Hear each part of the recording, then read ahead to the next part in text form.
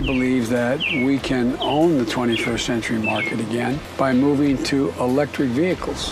जी हाँ, अमेरिका के राष्ट्रपति जो बाइडेन इलेक्ट्रिक कार्स के साथ अमेरिका को फिर से ग्रेट बनाना चाहते थे, लेकिन ऑरेंज हेयर बॉस यानी कि राष्ट्रपति की कुर्सी पर जल्द बैठने वाले मिस्टर डोनाल्ड ट्रंप का टेक ईवीज को लेकर बिल्कुल उल्टा दिखाई देता है, क्योंकि उनका कहना है ये And I will end the electric vehicle mandate on day one, thereby saving the US auto industry from complete obliteration, which is happening right now. हाँ, वो अमेरिका के अंदर इलेक्ट्रिक व्हीकल्स के मैंडेट को पूरी तरीके से खत्म कर देना चाहते हैं। अब ये ईवी मैंडेट्स क्या हैं, ये हम वीडियो में आगे चलकर बहुत ही ज्यादा बारीकी से समझेंगे, पर फिलहाल के लिए ये बात जरूर समझ लीजिए कि अमेरिका के होने वाले राष्ट्रपति ईवीज के पक्ष में बिल्कुल भी नहीं है। और अब अमेरिका के प्रेसिडेंट की ईवीज को लेकर इस अप्रोच ने दुनिया भर में चिंता का माहौल बना दिया है। इसको लेकर कई सवाल उठाए जा रहे हैं और इसमें भी सबसे बड़ा सवाल ये कि अमेरिका की खुद की टेस्ला क्या होगा, वो भी तब जब टेस्ला के सीईओ इलॉन मस्क ने खुद कूद कर ट्रंप के लिए कैंपेनिंग करी थी। क्या ट्रंप ने इस तरीके की बातें करके इलॉन को बैक स्टैप नहीं करा है? चलिए इस वीडियो में सब जानेंगे। साथ ही साथ हम ये भी जानेंगे कि क्यों डोनाल्ड ट्रंप अमेरिका के बाहर बनने वाली गाड़ियों पर भी बहुत ही ज्यादा भारी टैरिफ लगाने वाले हैं,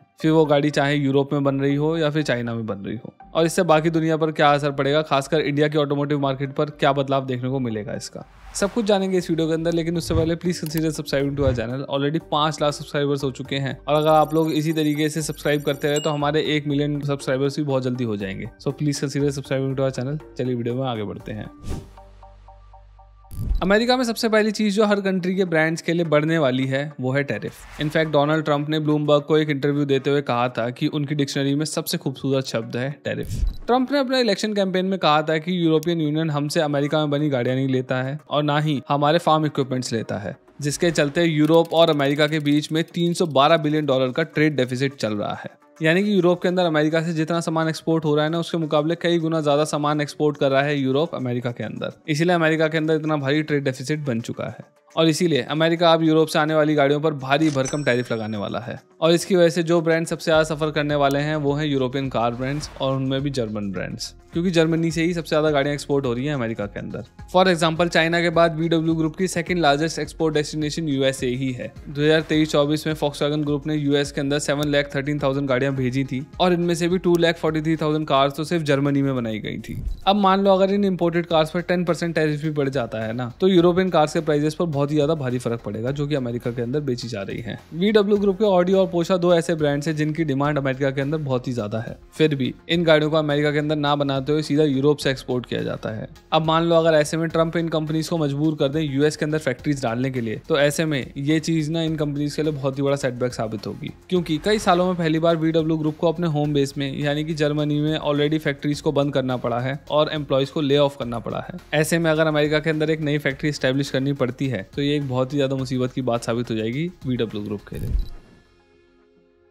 वैसे यूरोपियन ब्रांड से भी ज्यादा भारी मुसीबत तो चाइनीज ब्रांड्स पर आई है। चाइनीज ब्रांड्स पर ऑलरेडी 25% टैरिफ लगता था अमेरिका के अंदर, जिसे रिसेंटली बढ़ाकर 100% कर दिया गया था, जो कि डोनाल्ड ट्रंप आगे चलकर कंटिन्यू करने वाले हैं और हो सकता है इसको और भी ज्यादा बढ़ा दे ताकि वो अपने एंटी चाइना स्टांस को मजबूती से रख सके।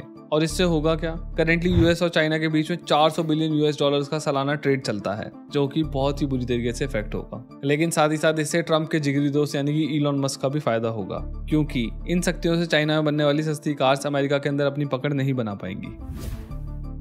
अच्छा, वैसे देखा जाए तो ट्रंप को सिर्फ चाइनीज ईवी से ही दिक्कत नहीं है, बल्कि इन जनरल ईवी से दिक्कत है, जो कि उनकी रीसेंट स्पीचेस में देखने को भी मिलता है। On day one, I will terminate Crooked Joe's ridiculous electric vehicle mandate. They don't work in the cold and they don't go far. Other than that, I think they're wonderful. And they're very expensive. And what we're going to do is you're going to have an electric vehicle if you want it. And it's good for short trips like to the candy store and back. Trump दुनिया के पहले ऐसे leader बनकर उभरे हैं जो EVs का विरोध खुले तौर पे कर रहे हैं और इसी चलते उन्होंने अमेरिका की करंट गवर्नमेंट द्वारा बनाए गए ईवी मैंडेट्स को भी हटाने का वादा किया है। अब ये ईवी मैंडेट्स क्या हैं, चलिए वो थोड़ा समझ लेते हैं। करंट प्रेसिडेंट यानी कि जो बाइडेन के एडमिनिस्ट्रेशन के अंडर EPA यानी कि environmental protection agency EVC sales और प्रोडक्शन को प्रमोट करने के लिए कुछ मैंडेट्स लेकर आई थी, जिनके चलते 2030 तक यूएस में बिकने वाले टोटल व्हीकल की सेल्स का 44% सिर्फ इलेक्ट्रिक व्हीकल से आना था और ये नंबर 2032 तक बढ़कर ऑलमोस्ट 56% हो जाता। यानी कि इस साल तक जितनी भी नई गाड़ियां अमेरिका के अंदर बिकेंगी उनमें से 56% सिर्फ ईवीज होंगी।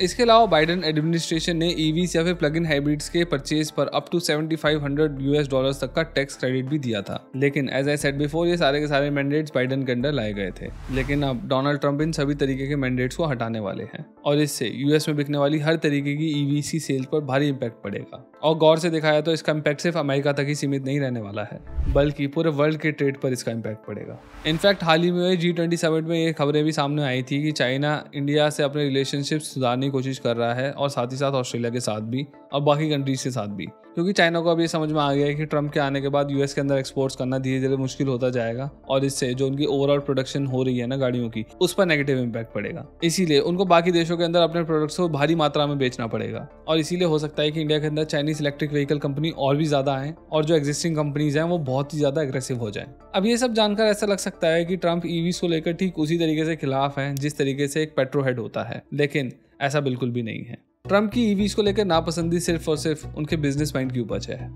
यूएस की डोमेस्टिक मार्केट ना आज भी बहुत बड़ी है ईवीज के लिए। खासकर कैलिफोर्निया जैसे कुछ स्टेट्स तो ऐसे हैं जहां पर 4 में से हर एक बिकने वाली गाड़ी ईवी होती है और उसमें भी जो ज्यादातर कार्स होती हैं वो ट्रंप के दोस्त यानी कि इलॉन मस्क की कंपनी बनाती है, जो कि लोकली अमेरिका में ही बनाई जाती है, जिससे अमेरिका की इकोनॉमी को फायदा मिलता है। इसीलिए ट्रंप ईवीज को 100% इरेडिकेट नहीं करना चाहते हैं। ट्रंप का बस इतना कहना है कि ईवीज 100% तक फ्यूचर नहीं हो सकती है, ये 10, 12 या फिर 20% तक हो तो ठीक है। And if it's 10% of the market, 12%, 7%, 20%, whatever it is, it's okay. But you can't have 100% electric cars. America को लेकर ट्रंप ऐसा क्यों कहते हैं, उसके पीछे हमें कुछ कैलकुलेशन को समझना जरूरी है। दरअसल अमेरिका के अंदर नेचुरल शेल डिपॉजिट्स काफी हैं जिनसे ऑयल एक्सट्रैक्ट किया जा सकता है, यानी कि पेट्रोल की डिपेंडेंसी इस देश की उतनी नहीं है जितनी बाकी देशों की होती है, जैसे कि इंडिया वगैरह की होती है। और इसीलिए ट्रंप एक नारा भी देते हैं, Drill, baby, drill. इसके अलावा अगर हम पॉल्यूशन के पर्सपेक्टिव से भी समझे तो AQI के मामले में अमेरिका के अंदर बिल्कुल भी दिक्कत नहीं है।